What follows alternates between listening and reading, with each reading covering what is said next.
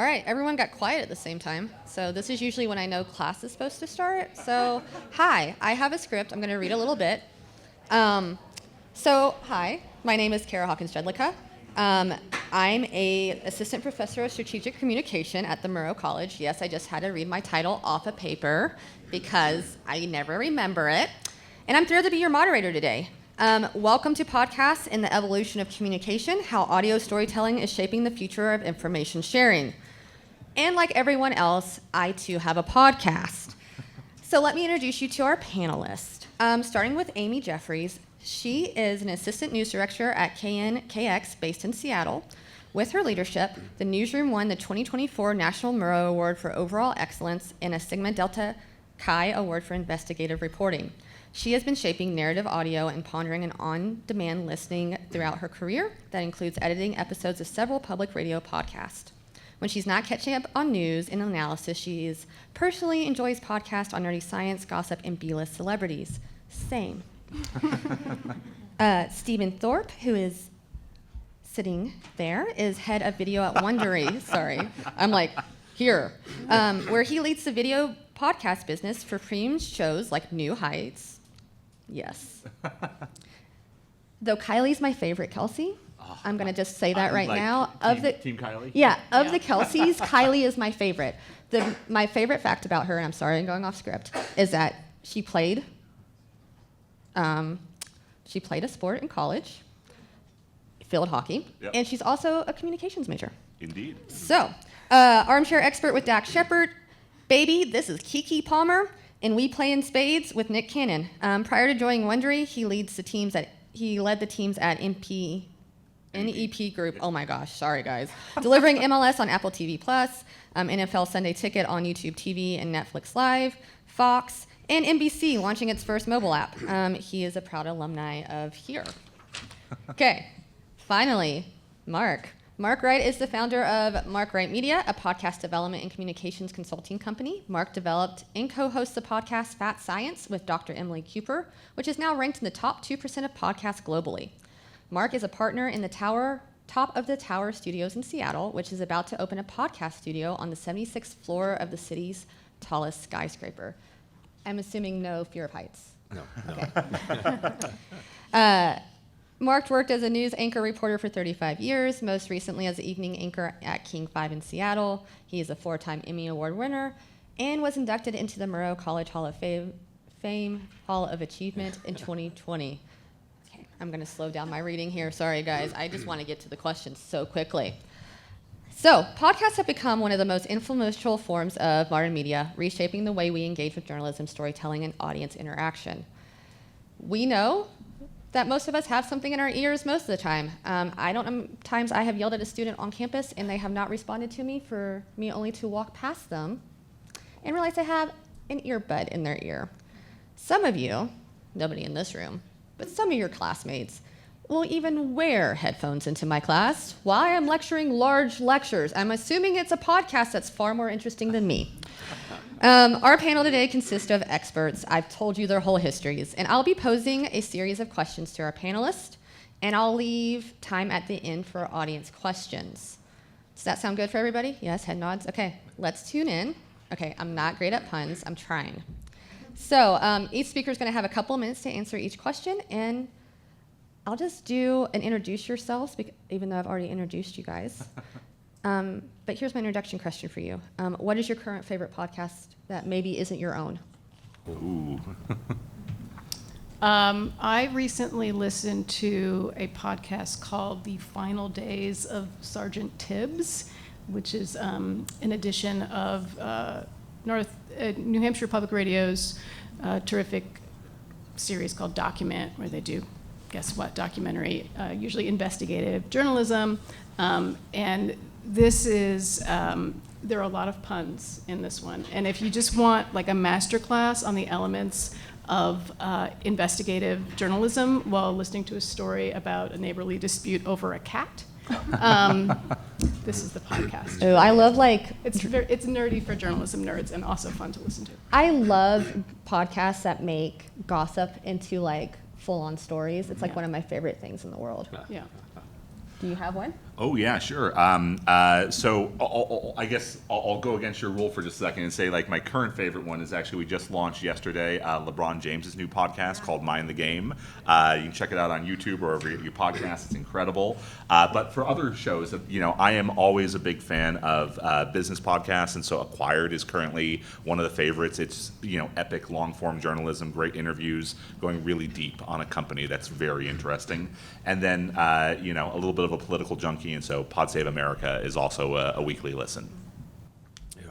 I'm going to apologize in advance. I have a little cold, so my voice sounds horrible. I love Acquired. Two guys, Ben Gilbert and David Rosenthal. Ben's in Seattle. It's long-form business storytelling. They have 5-hour episodes sometimes. Insane. And it is unbelievably well done. And it's made me totally rethink how long podcasts should be. It's like your favorite movie. If someone says, what's your favorite movie? You tell them, well, how long was it? Well, I don't know. It was interesting the whole way, right? Mm-hmm. So don't think of length as a benchmark of any kind, because if it's good, it can be 5 hours long, and people will still listen. But I love Acquired. I love Smartless. Started listening to that during the pandemic, too. Mark, you played right into my first question. So my first question and any of you can answer, Mark, if you want to go first, because you basically just answered it. What role have podcasts played in bringing long-form journalism back, especially in a time when people tend to have shorter attention spans? And are we still seeing a demand for long-form podcasts? Well, I'll just add just a little bit. I love podcasts because I'm an auditory learner. Any other auditory learners in the audience? I don't think I've ever finished a whole book, like an actual book. Maybe I shouldn't admit that. But I love the fact that it's portable. I can do it while I'm doing housework, while I'm doing on a walk or whatever, but I just love the portability. And I think with technology, the bar of entry is getting lower and lower. So the democratization of information through podcasts is really soaring now because it's so cheap and easy to do. Yeah.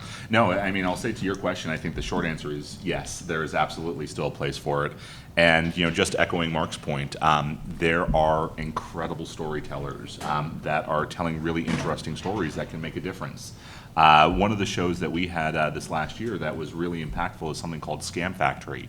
And it looked at, all those spam texts that you get, all those insane emails, and, just those scams that, are inundating us every day.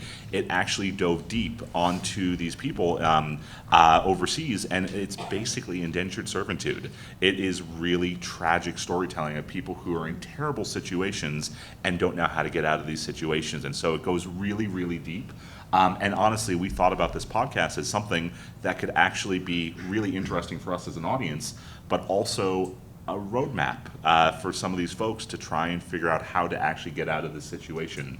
And so I think that there is absolutely still a place for long-form journalism, and it's something incredibly impactful in this day and age. Now, to your second question, just talking about, in this world of shorter attention spans, I think that there is a really interesting opportunity for us as storytellers to meet our audiences where they are. And so one of the things that we're trying to do every day is figuring out how to take this long-form story and bring it to a new audience, maybe on TikTok, maybe on Instagram, wherever it might be. And so we're taking that long-form story, cutting into clips, getting those clips out onto these other platforms, and using that as a way to kind of hook interest, give them a couple little snippets, a couple good facts, but really then encourage them to come back and watch the long-form episode. And so certainly that's easier to do with some stories than others, but I think that there is a real powerful way to say it should kind of be all of these things, but ultimately it starts with that long-form story, and then you think about how you can bring it to more platforms and more audiences. This is where I get to be like the total bummer. I knew what role you were going to play, so we're good with this. So I think what these guys are saying is completely true, which is that the podcasting and a lot of the other technologies that we have right now, social media, the ways in which we all are able to have direct access to sharing and taking in content has changed a lot of things in terms of the barrier to entry is probably as low as it's ever been, where you have the potential, in theory, to reach a broad audience or even a targeted audience. There are I think I checked the other day, there's something like 2.8 million podcasts on Apple right now, active podcasts, not just podcasts that have been sitting there having not been updated for years. That's a lot of podcasts. Most of those podcasts have almost no audience at all. And the other truth, according to Pew Research, is that most of the top-ranked podcasts that you would think of as long form, and when I think of long form, I mean certainly most podcasts are 15 minutes to an hour long, much longer than your typical TV or radio segment would be. So it's long form in that sense. We in public radio land often think about long form narratives, and there are very few long form narratives in podcasting these days that are not true crime. About a quarter of the top podcasts out there are true crime podcasts, and the other top podcasts are mostly sort of host-driven conversation podcasts with commentary. Maybe they're news, maybe they're sports, maybe they're Cara Kelsey, or her husband or her brother-in-law. So that's kind of where we're at in terms of the landscape of podcasting. So it's sort of a bit of a bummer when it comes to thinking about, where is the space for long-form documentary journalism, which is much, much smaller than I think is perhaps the potential attention span. Yeah, I think that's an interesting point. I mean, there is absolutely a huge diversity of content out there, and how do you break through and actually find an audience? I mean, that is absolutely a challenge, and I think it's one of the things that as storytellers, and then the business people that support the storytellers, how do we break through? I think that is absolutely a challenge, and finding somebody with a name, that certainly makes it easier, but ultimately then when you have that great story with engaging storytelling, with engaging sound design, and maybe visuals if you're publishing to YouTube, that certainly is a big piece of it. But then, it's certainly hard to break through. So, I don't know, I wish I had a secret sauce that just magically did it, but it is a challenge. Well, yeah, let's talk a little bit more about that. So Yeah. I know I've been seeing, it might have been from Pew, there was a great infographic really showing what the top voices were in podcasting. And we saw a lot of celebrities, right? We see Joe Rogan. Alex Earl, who I forget who she is every single semester, and then my students pick her for their assignments, and I'm like, oh, Alex Earl, okay, yes, I remember who you are. Kylie Kelsey. Yeah. What are some models, or sustainable models in general, that we can really think about that we can use or can help underrepresented voices really thrive in a market that's very oversaturated, that's not like that I could produce, and it doesn't have to be like, oh, hey, I got Taylor Swift to be on this or something. Yeah, so let me speak about YouTube for an example. And so I know we're going to talk about this a little bit more later, but for those of you who hadn't heard the number, YouTube is actually the #1 platform for consuming podcasts now. That just came out a couple of months ago. Congratulations. And so with that, one of the powers of the YouTube algorithm is how good of a job it does to find audiences and deliver niche content. And so, certainly if you're talking about something that is incredibly niche, it is, by definition, maybe not going to have the broadest audience. But one of the great things that these algorithms do, and certainly YouTube is an example of that, but the social networks are also that as well, is trying to find like audiences, find cohorts of viewers, and then try and serve and introduce them to new content. And so using the YouTube algorithm to make a great story, making sure that it has the right metadata, the right images, and those right elements to then unlock the algorithm, that can be an incredible tool to help present your show to new audiences in an organic way. Beyond that, I think finding underrepresented voices. I think the other piece of that is then, honestly, folks in the business community here who are going on storytelling, this is something that we're talking about all the time and making sure that we're finding stories and storytellers from a diverse set of backgrounds. We're not just going after the white males, but we're really wanting to find folks that can like actually one of our growing audiences is actually speaking to Hispanic audiences in Spanish and English, and that is a huge opportunity commercially for that, but it's also serving the community with great culturally relevant stories. Mm-hmm. And the good news about diversity is that there's no gatekeepers now. Mm-hmm. The bad news is there's no gatekeepers now. But the reason, to Stephen's point, the reason that we didn't see diversity before is that media was controlled by white men, mm-hmm. And that's the short, hard truth. But at the end of the day, somebody has to pay to create content. Mm-hmm. So we have to be finding companies and organizations and nonprofits who are dedicated to this idea. DEI, I'm standing up a DEI podcast called DEI AF. A woman who was Amelia Ransom, I'm executive producing it. She was in charge of DEI at Nordstrom and also at Smartsheet, and the software company. But DEI is not popular now. It's being attacked at every level. So we're going to go guns blazing on this topic. And we're going to try to find funding, but I think a lot of companies are scared to even talk about DEI now and diversity. So as a society, we have to figure out how to fund those stories. Yeah, I would be really interested to see how, if there are differences in terms of the size of audience or audience growth for podcasts on YouTube versus a Spotify versus an Apple.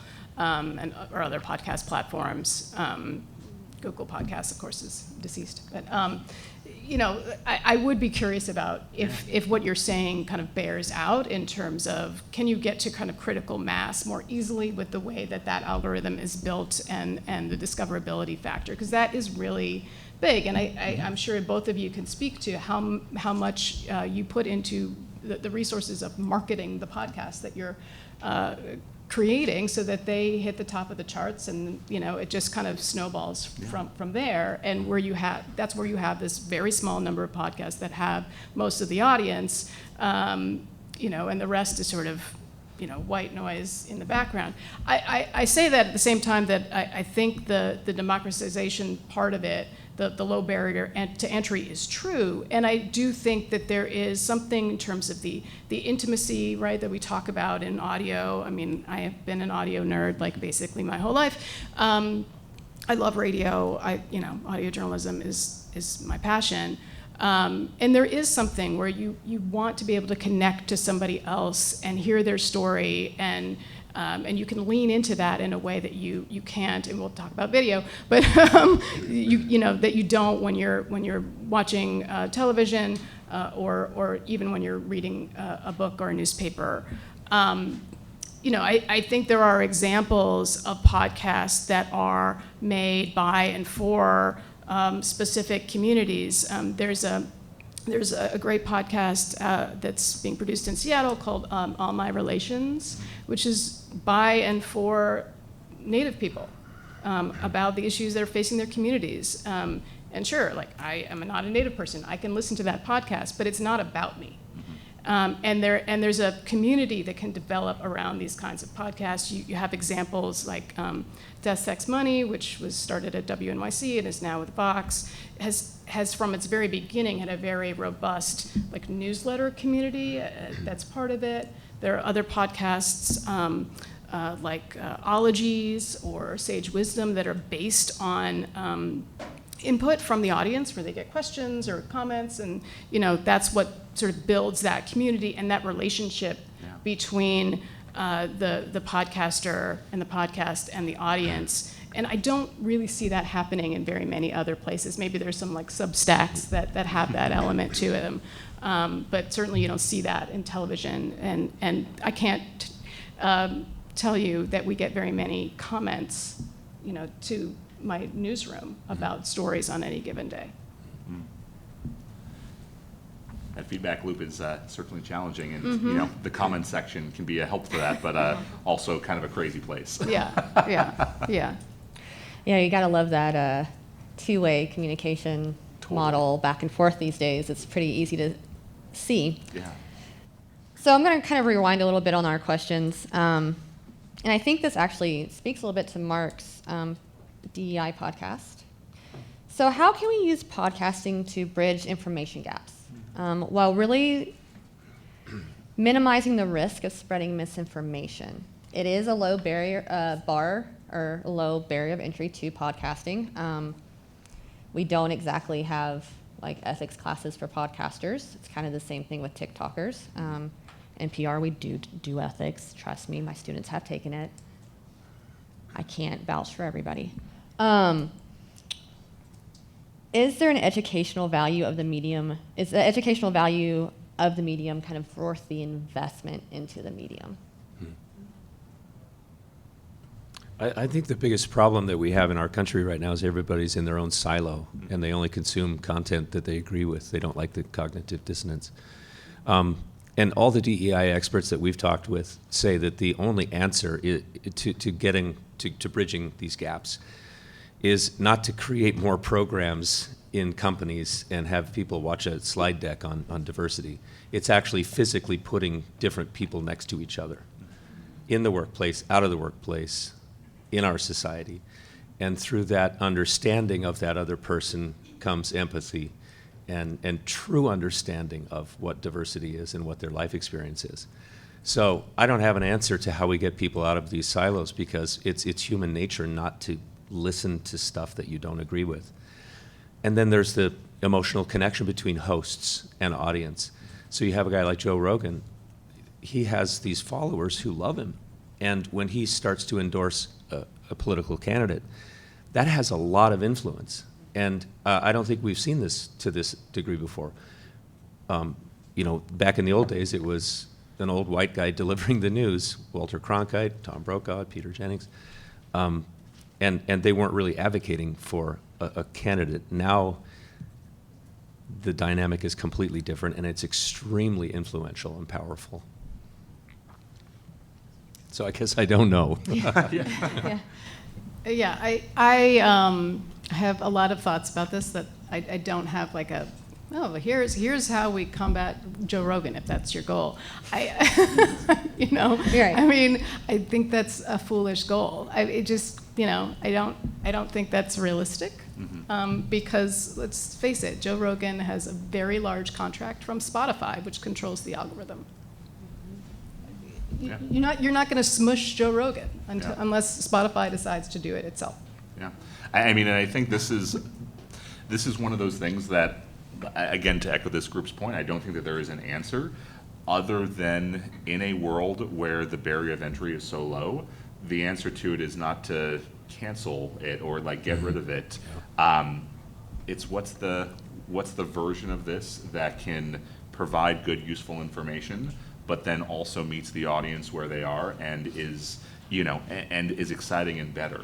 And I'm not sure that there's a magic formula, and clearly, folks on other ends of the political spectrum have tried to do that, kind of for the other side of this. And there's a ton of things in the between that are trying to do that and create the interesting version. And so I'd say at some level, it's more voices coming into the space and doing that hopefully maybe better. But ultimately, some of this comes down to just an entertainment value, and like you're really optimizing for engagement.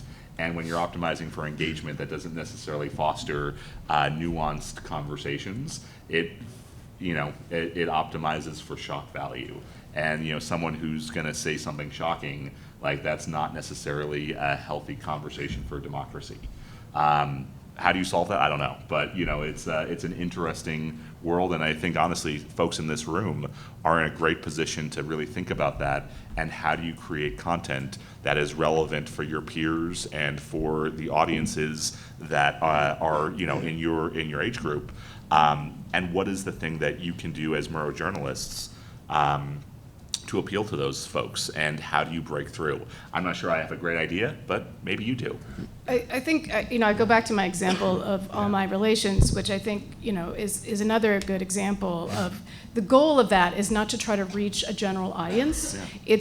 It's to try to build connections within a community that can build the strength of that community and maybe grow a sort of collective that may turn into action, or maybe it's just solidarity and a certain level of comfort. And I think thinking about what is the goal? What are you trying to do when you say you're trying to close an information gap? For who? Yeah. For what purpose? Yeah. And I honestly think that, what we need is for somebody to come up with algorithms, with platforms and so forth that are not going to just continue to surface the status quo. We can sit up here and talk about DEI all we want, but so long as bias towards frankly white people who've held the power and the ability all along continue to build the algorithms and the biases that are in them, that's still what's going to be most commonly brought to the surface. Yeah. So we need a new algorithm. That's part of it. I think the other thing, I'm working on another podcast with a Seattle artist. She's amazing. We want to bring people from every sector of society together to do art with her and have a conversation about their lives. And I think that the short answer that's very complicated is, as a society, we need to see the humanity in other people. So however that happens, that's what we need to do. Because if we focus on beating the other guys, it's just going to continue to be an ugly fight. And but if we all dedicate ourselves to seeing the humanity in other people, then we have a lot of different pathways to get there. And that's when we will come together as a society. Hear, hear. Yeah. It's hard to ask you guys a question after that last sentence, but we've been talking about this one question like the whole entire time. So, with YouTube now leading podcast consumption, how will podcast formats and audiences evolve in 2025? And I know, so the podcast that I do is we interview the pioneers of women's distance running. It's a really interesting kind of archival piece. And at one point in time when we were looking for funding, YouTube was pushing, like, if you put your podcast on us, we are going to like fund you like $1,000. Yeah. And we thought about it, but then we also understood that little pioneers did not want to be on YouTube. So how they've pushed themselves to kind of go into that podcast space, how do you think the formats and audiences are going to kind of evolve past 2025 or even in this year? Yeah.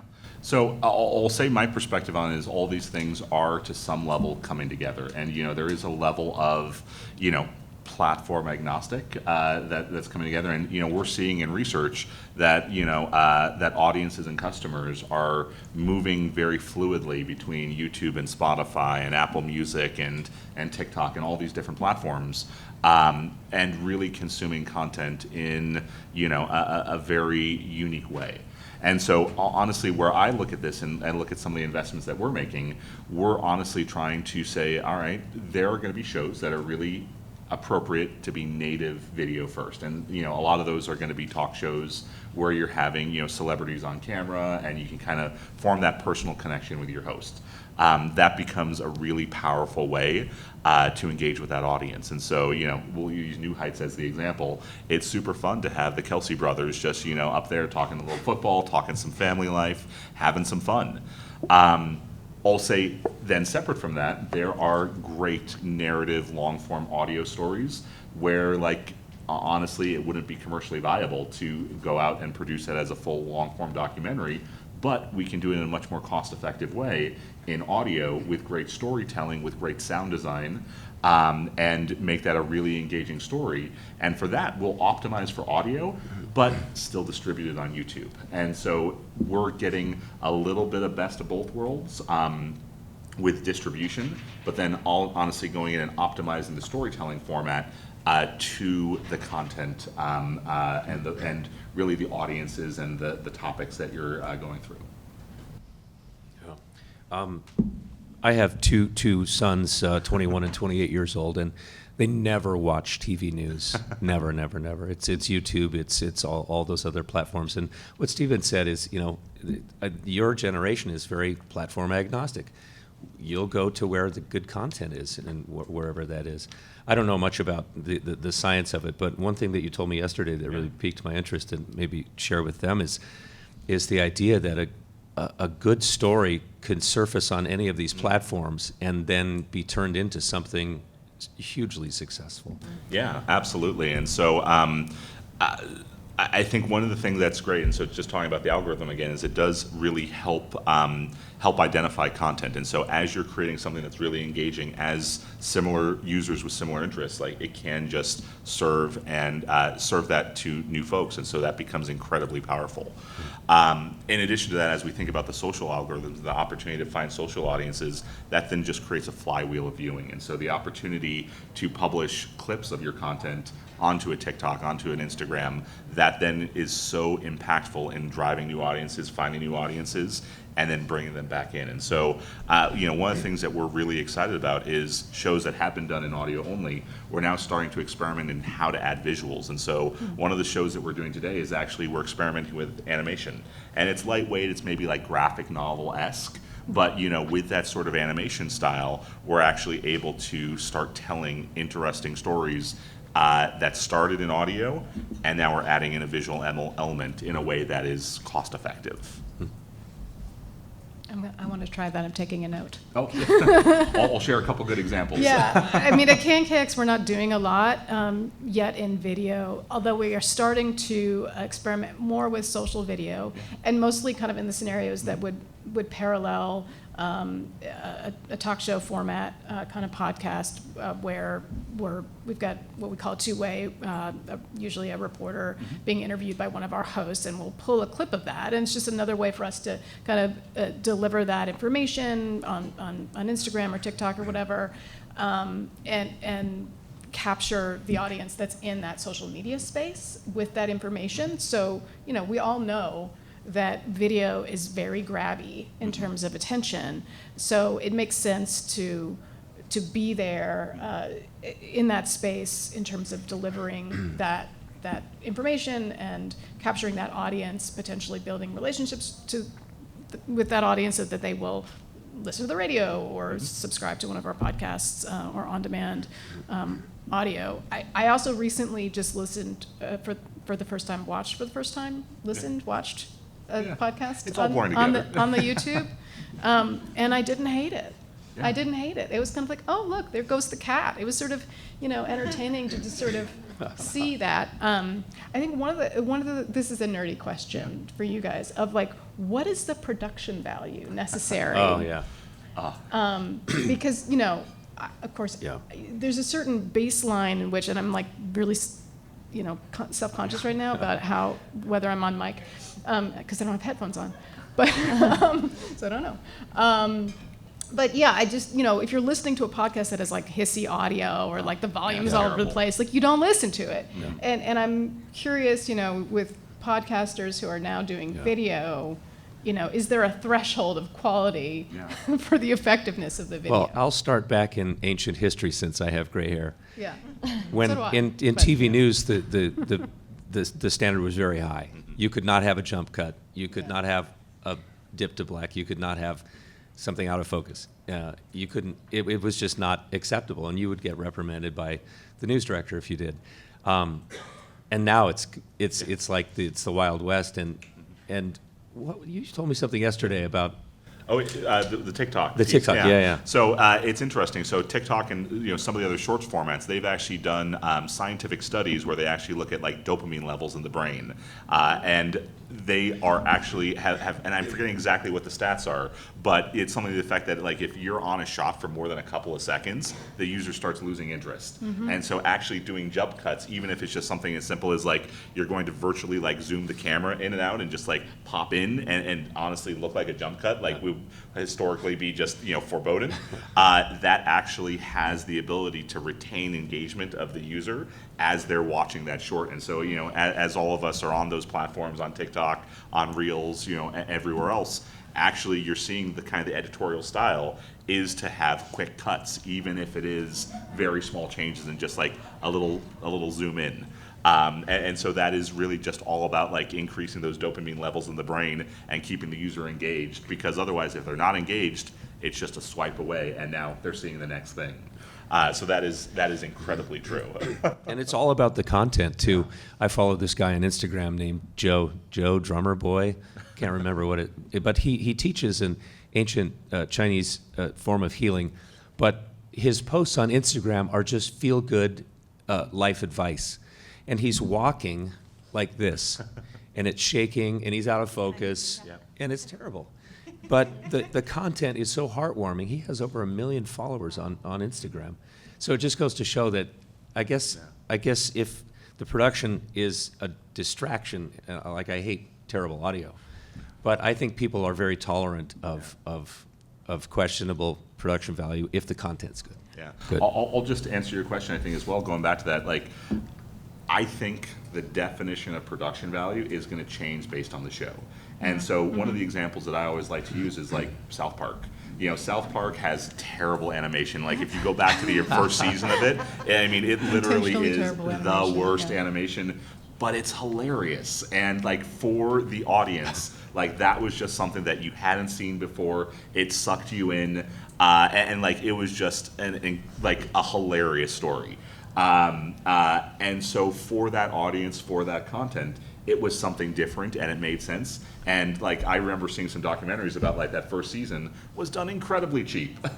And so I think as we think about the world of podcasts, there are going to be different variations. And so one of the things that we talk about all the time is, all right, if I'm doing a sports show, I'm competing with SportsCenter. I'm competing with, the Sunday afternoon, NFL like pregame shows. Like, that's my competition, and so I have to be able to have something that sets me apart from those, and that's either going to come through storytelling, that's going to come through unique interviews, that's going to come through engaging hosts, and I think some of that is having a production value that like, clearly you're not going to spend $1 million on your set like they would on SportsCenter, but I need to have something that doesn't look like shit. It looks professional.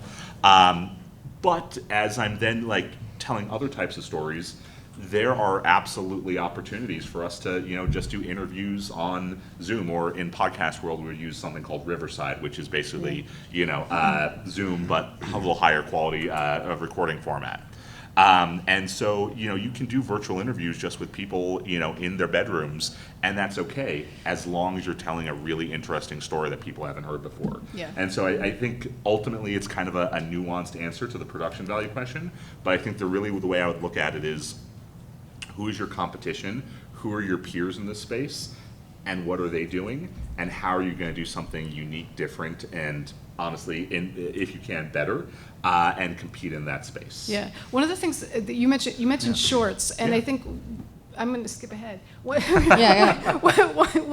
the things that I will be curious to see kind of play out over the next couple of years is that I'd be curious what the engagement level is on some of those shorts, like the video clips, right, that come from a podcast that was posted to YouTube with video, that's 30 seconds, a minute long, 90 seconds is like the max in that format, right? Like what the engagement level is there versus like on the YouTube with the original podcast, which is not to say don't do the original podcast, but you wonder how that kind of feedback loop between those shorts is going to start to affect the way that the podcasts themselves are structured. Yeah. That's just a bit of nerdery. But this is also where I think I have to put in my obligatory plug for editing. Totally.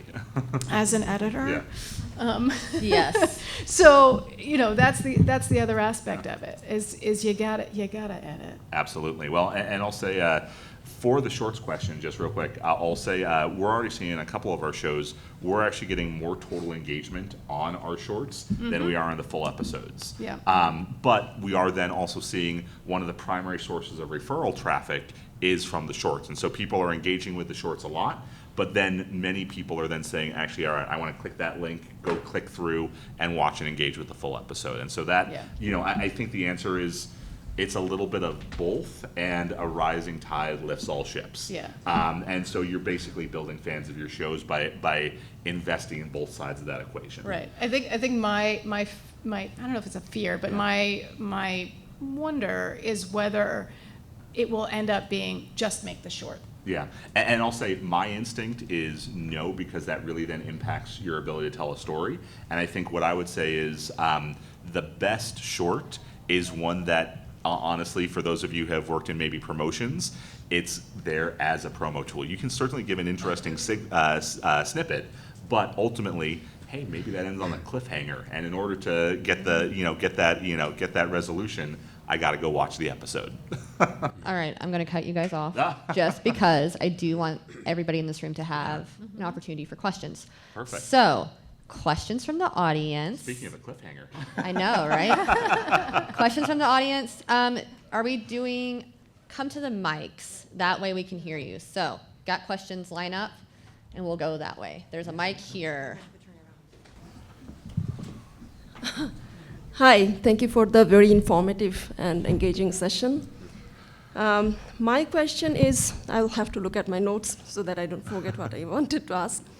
Podcasting is a highly promising and contemporary communication platform, but I'm assuming that it offers both opportunities and challenges, especially as you mentioned about finding the right audience and also like funding underrepresented voices. So my concern is, given these dynamics, how do you balance your personal curiosity and interests with the professional challenges and obligations, most importantly, in this field, especially during this time? And maybe sometimes what you felt important, it's not like very welcomed or easy to express. Especially if it is an organization to, convince. So what strategies have helped you so far to navigate this space and navigate these kinds of challenges? And what advice would you offer to professionals or aspiring podcasters looking to pursue a career in this field? Yeah. The first thing that we do is ask people, what do you want the podcast to do? And it could be a business development tool. I know a guy in Portland who helped a financial advisor start a podcast. It has a unique phone number. He has a whole bunch of episodes. People listen to him, they trust him. When they call that number, 60% of them become clients, and he makes about $1 million a year in extra revenue based on that podcast. So that's one way of measuring. But I just drew a blank. Must be the cold medicine. Stephen, why don't you take over while I try to recapture that thought? So honestly, I think the fundamental question comes back to the classic challenge of a storyteller, and how do you make the story for your audience? And that's going to vary depending on who your audience is and what goal you're trying to do, exactly as Mark was setting up. What is that goal, and who is your audience, and really understanding and thinking about them, and then crafting your story so it's interesting, informative, maybe if appropriate, funny, or whatever your goal is. And how do you craft that best story for the audience? And so I think as students and soon to be professionals, I would just really continue to focus on your storytelling abilities and how to think through how to be empathetic with your audience and develop those messages and those stories that are going to resonate with them. And my thought came back. Do stuff that you love. Some of the biggest podcasts in the world, like Smartless, they're making hundreds of millions of dollars on that show, and they started just as a way to connect during the pandemic because they like each other. So some of the best content in the world is a passion project that people have, whether it's a movie, whether it's a radio show, whether it's a podcast. Yeah. Yeah, I think I would echo everything that these guys are saying. Know why you're making a podcast. I have the advantage of working for a nonprofit organization, so that means that revenue and ad dollars are not the primary reason, at least not all the time, that we make things. And one of the top reasons why KNKX would make a podcast would be to reach or to do journalism in a community that we wouldn't otherwise be doing that, and to build that as a big way to kind of get into a community, to engage in a conversation that we wouldn't otherwise do as deeply, or that just creates an opportunity for us to do that. So I think that also speaks to the underrepresented voices thing. Like, that's a main reason why we would make a podcast, is to represent a voice that is not well represented already in the coverage that we're doing. So you guys mentioned the fact that the barriers for entry for podcasting are really low, so a lot of people are able to get into it. Do you worry that because of that, it can cause people maybe to get into podcasting, get a platform, be able to look very professional, look like they know what they're talking about, so then people who are consuming that media think that what they're consuming is very credible, is real, is actual factual information, when it really isn't? And do you think that the solution to that is to raise those barriers to entry, or do you think there's a happy medium of being able to have low-ish barriers to entry while still having good content?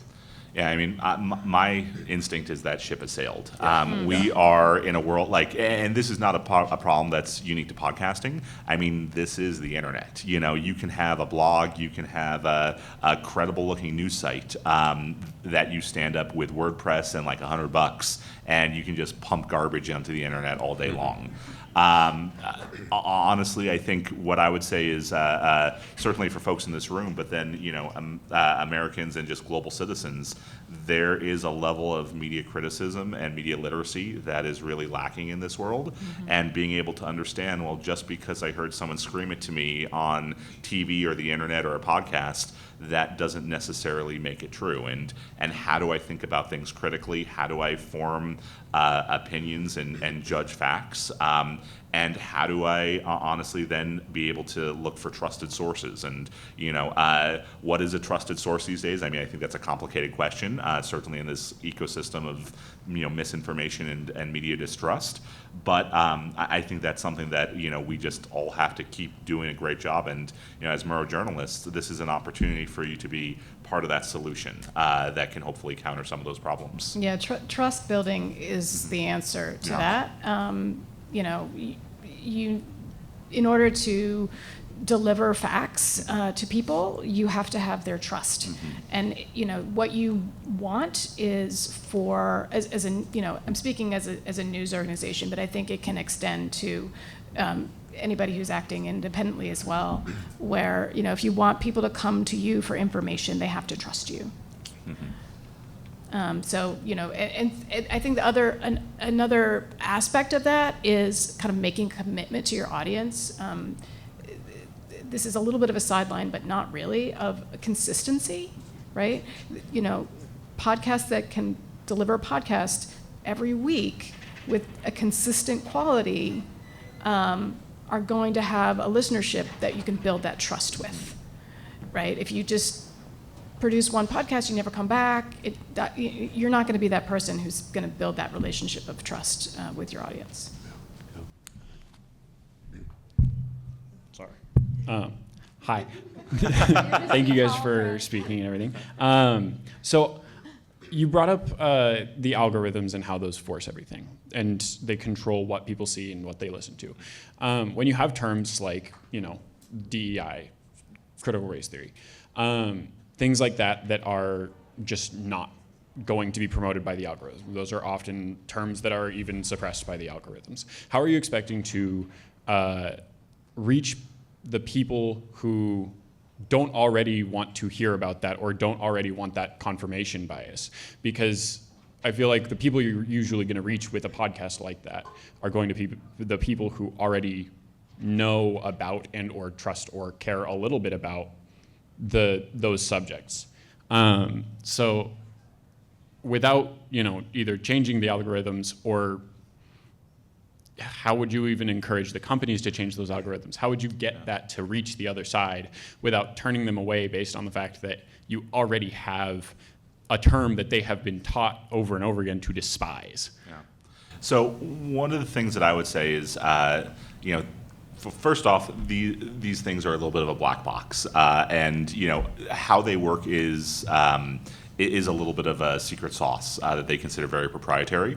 That being said, as you think about them talking publicly about it, they are at their core engagement engines. And so one of the things that I would encourage you to think about is not, and actually with my team, I'll try and talk to them. I actually have stopped using the word algorithm with my team, and instead we'll swap that for the word audience. And so not what does the algorithm want you to do, but what does the audience want you to do? And so how do you tell a great story for the audience and then the algorithm will identify that and serve that great story to more members of the audience.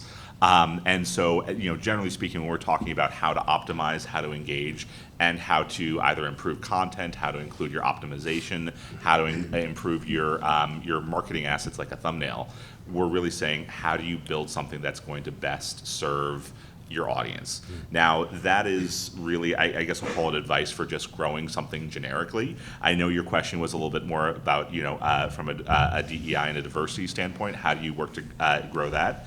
And I'll say, to be honest, I think that it's not so much that the systems have been optimized to exclude that. I think it's more some of our culture has started shunning that in certain parts. And so if, again, back to my point about if you swap the word audience for the word algorithm, you're going to basically create, some portions of the audience that are not interested in that, and so the algorithm doesn't serve it to them. And so I think that the way that you can start solving that is as you are building trust in your audience, this can be informed by some of the guests that you have on. Like, first and foremost, they have to be engaging, but if there's an opportunity to, present somebody with a diverse viewpoint on your show, you can certainly start expanding your audience in ways that can grow and start supporting some of those objectives. Yeah, I would also say this is not really limited or exclusive to podcasts, but I think from a news reporting perspective, if you're covering something that is of interest to the community that you're trying to reach, that other outlets are not covering, people will find it. Like, just imagine what the question that someone's going to Google, right? Yeah. If you are answering that question and no one else is, they're going to find your content. I mean, that was one of the things that was most heartening for me when I was working with a team of reporters in Kansas that occasionally covered rural stories with some depth. Those stories all the time got the most coverage because those communities were underserved with other information, and they were looking for information about things that mattered in their communities. Yeah. So I think if you are producing information and distributing information that is digestible, in communities that need it, you'll find it. Cara, I know we're out of time. We are out of time. We are at noon, so if you guys want to go to the keynote. Just one little quick thing. With our DEI podcast, we're not trying to reach racists. We've written them off. Yeah. We're trying to reach people with brain cells, and they'll find us. Yeah. And thanks the panel.